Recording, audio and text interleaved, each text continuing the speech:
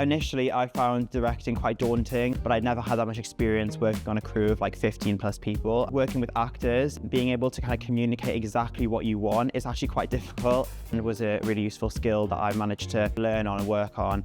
In third year, we all get the opportunity to write our own script. About 8 to 10 get selected. And then we go into production, getting actors, building the sets with a set design course, the props, and sourcing all of the locations that we need. We then go and film. For our graduation film, we're creating a horror comedy, and that's set in 1999, and it's called The Y2K Bug. It's all about an alien crash landing and 4 friends having to survive the night. So we're currently in post-production, we've finished filming and we're currently in editing. In June, once all of the films are submitted, all of the third year films get put in Cineworld, and then everyone's invited to come and watch, all the family, friends, and then people from other courses and in the industry as well, which should be really exciting. I'm really looking forward to it. Just had a great time, it's really fun and I've really enjoyed it, and I feel like being based in Cardiff where there's so much filmmaking around, I'm kind of going into the industry now, not only equipped with the skills that I gained at university, but also the real world experience I've been able to gain whilst I've been at university.